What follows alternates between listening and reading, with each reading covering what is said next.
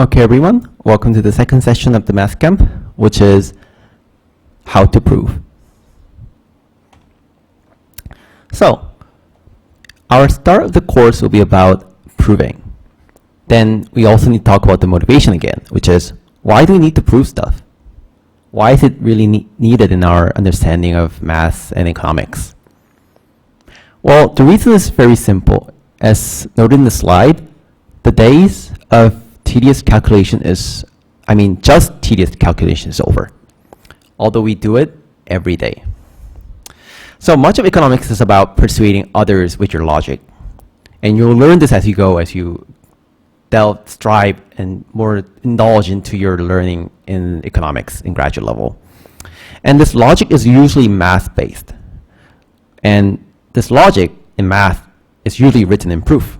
So since we use math to persuade people and we use math as a way of logic to persuade others, we have to write proofs because that's the way how math use logic. But there are some hardship about knowing this proving methods because starting out of nowhere is always hard, especially for proof-based math. So especially, unlike math major students, a lot of undergraduate econ major students are not used to this proof things. So proving things is not very, it's not something that economics students do every day, at least in the graduate level. Thus, you need help in understanding how to prove things before we go into more rigorous math stuff. So, in this session, we're going to learn some basic proof methods, and some of you might be very familiar to you, so those who are familiar, just take a nap. You don't need to listen to this course that much. It's not important if you already know these proving methods. It's for people who really don't have no understanding or haven't heard about how to prove stuff. So it's like for first comers. So just be noted. So the goal of the course is very simple. It's about teaching you the basic materials for proving something in mathematics.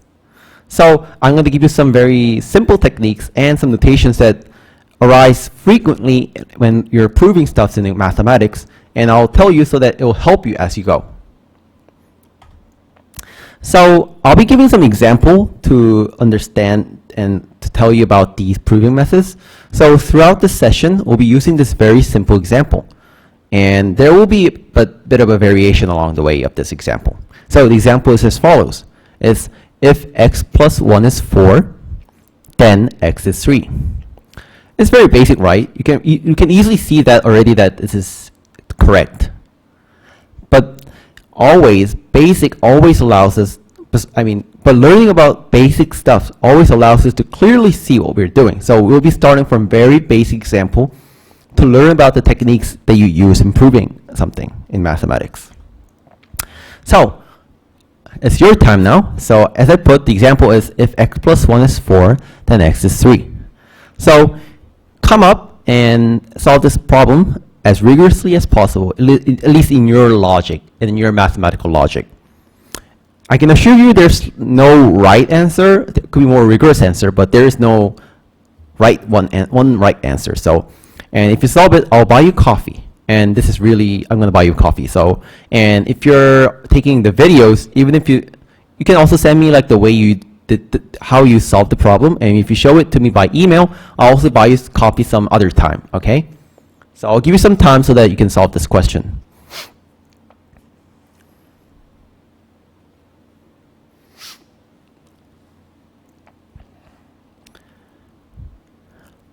Okay, I'll assume that you're done, and I'll show you my way of proof. Also, just be noted that my answer is not also the one right answer, it's just one of the answers, so you can check it out. So the example was if x plus 1 is 4, then x is 3. So let's go. The proof is written as follows in the slide. So x plus 1 is 4. We start from that. So then we can subtract minus 4 for each left-hand side and the right-hand side as follows. So x plus 1 parenthesis minus 1 equals 4 minus 1. Now, using the associated property of real numbers, which is not important right now, so you can switch the parentheses to go into 1 minus 1 instead of x plus 1. And the right-hand side will change to 3 because 4 minus 1 is 3 by the properties in the natural numbers. So you get that. And then 1 minus 1 is 0, right? So you get x plus 0 is 3. in the end. And you know the x plus 0 is x by the property also for a natural number. So x is 3. So we got the answer and the proof is done. It's very simple, right? It might feel very basic to you, but like basically, this is what you have to do for any kinds of harder questions that will come up in your life in the academia of economics. So the example here might be very obvious to you, very trivial, but if you want to persuade your idea to others, assume that they're toddlers and do exactly something like this. So when you have a time to persuade some other person of your problems or some of the research questions that you answer in mathematical terms, make sure that you think of the people listening to your lecture as if they're toddlers, and make your proof and your logic simple as possible, like in the example. And here's something you should remember. So as you can see, the answer of proving the example was very easy, right? So now I'm going to give you some very technical terms that are often used in proving stuff in mathematics. First, we're going to talk about if and only if, which is also known as IFF. So if you see IFF, it's an abbreviation for if and only if. So it's really related about the part where you have to really understand the question, which is very important. Now, we can change the example that we use a little bit by saying x plus 1 is 4 if and only if x is 3. So what's different? So if means the direction of the proof. So for the former question where we had if x plus 1 is 4, then x is 3, we only had to do one way, from left to right. But in the case of if and only if, we have to do both way, to left and right. So here's the proof. So one way is the way that we did just formally, that starts from x plus 1 is 4 to x plus 3, x is 3. But we have to do the other way now, which is starting from the right to the left. So this is how we do it. So let x be 3. So you let x to be 3. And you plug x3 into the x plus 1. Then you get x plus 1 is 3 plus 1, which gets 4. So do you see the difference here? The former question had only one way, so we had to only prove that x plus 1 is 4 implied that x is 3. But now that we have if and only if, we not only have to prove the left-hand side to the right-hand side, we also have to prove the right-hand side to the left-hand side. So using the fact that x is 3, we have to show that x plus 1 has to be 4. And that was done in the proof. So always remember, IFF, or if and only if, means both way. So if there's only one if, means just one way. But if there's if and if, so if there are if and only if, you have to prove both ways. Just remember that the two questions are a bit different. And there are also terms called exist and unique. And you can see some symbol next to the exist and unique. And these are the symbols that the mathematicians use for exist and unique, because they don't want to write a lot of stuff. They usually use a lot of symbols just be noted. So these two terms pop out a lot in proving stuff, and also pop out a lot in the question that you have to solve. So basically, exist means that you can find such an object. So in other words, for example, so questions like prove that there exists x such that x plus 1 is 4. This means you have to find some x which will exist in as a real number, where you put x plus 1, you get 4. But there's also unique, which is a different notation, which unique means there's only one such object. Example, you will see some questions like, prove that there is only one unique x such that x plus 1 is 4. So unlike exist, you're not showing that there exists some element x that gives you x plus 1 is 4. You have to show that there's only one such element x, that is x plus 1 is 4. So if there are more than one element that you can use to make x plus 1 to be 4, then the answer is not unique. But if you only can use one element to show that x plus 1 is 4, then that x is unique. And unfortunately, you might also need to prove both, which is actually more frequent in mathematics. That is, questions like prove that there exists a unique x such that x plus 1 is 4. So exist and unique are two different things. So you need to prove them separately. So you might be confused sometimes if you're proving some questions where there's both exist and unique. And the problem is a lot of the students, they just prove one thing. They usually prove something exists, or sometimes they just prove that something is unique. But the problem is you have to prove both. You have to prove that something exists and that it is unique, if they both pops up in a question. So there might not exist some x even if the answer to the question has to be unique. So just remember that. So when you see some questions where it asks you about existence of something or uniqueness of something, you have to remember that they are both different ideas, and if they're both in the question, you have to solve for each separately. And there's also proof by contradiction, which is some very useful way to use to prove something if it's hard.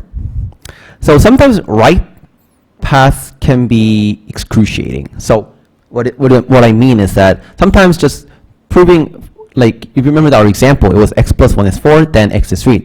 In this case, the proving is from x plus 1 is 4 to x is 3 is very easy, but there are some questions that are very hard, where you can't, just moving from the left-hand side to the right-hand side might be very hard to prove.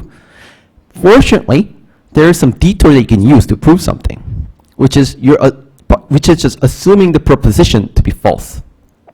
So if this leads to a contradiction, that is, if you assume some proposition to be false, and this led to some contradiction that does not align with the right-hand side equation, then the statement must be true.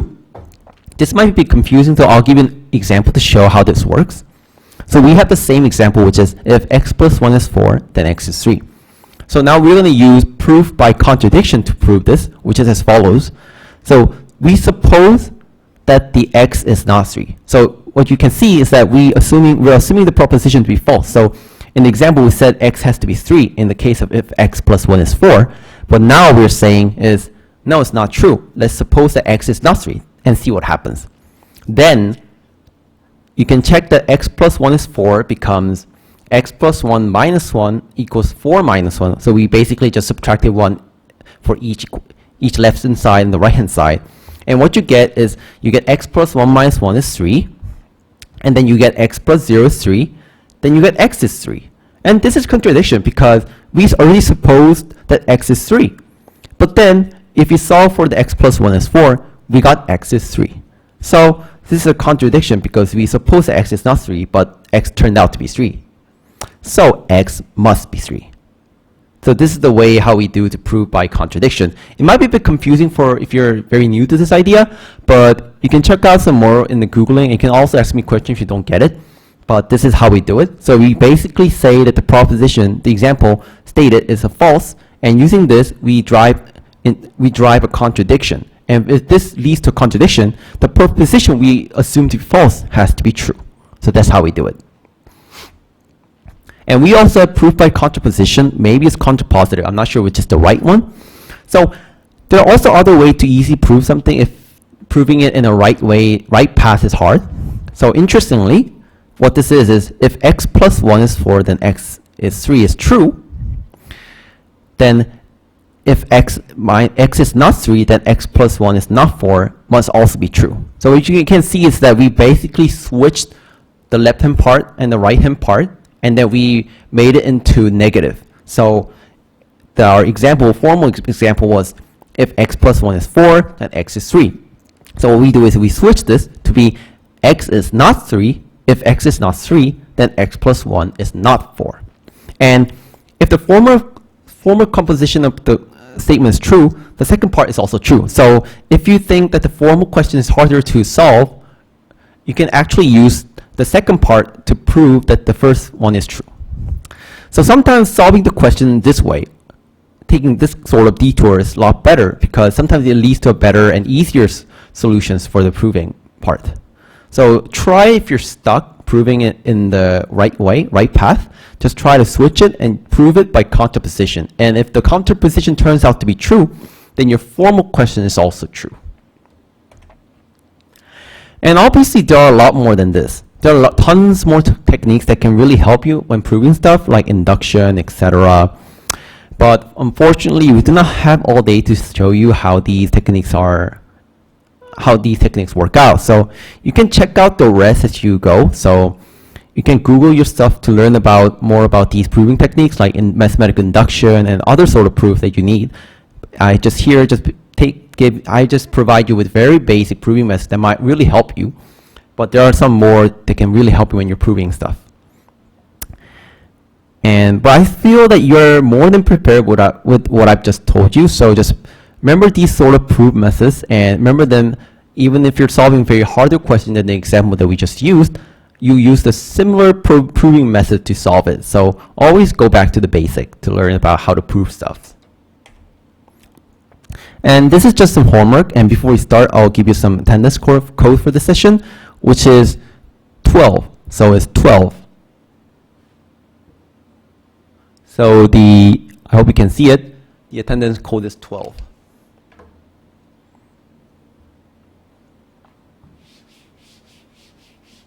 All right. So this is homework that you can do. Just bring it tomorrow to show that you've done something. I hope. I hope someone does this. I'll also buy you coffee if you do. So it's a very basic question. So you have to prove this. The function, which is by x squared minus 5, is non-negative at any x. This could be true or false. So note that this statement can be true or false. So if you think it's true, just prove it like we did.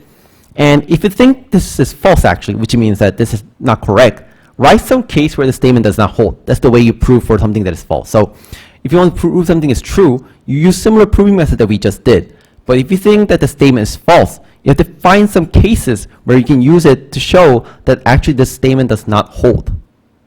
So try to do this homework and tell me next time if you've done it, and I'll buy you coffee. Okay, this is the end of the second session.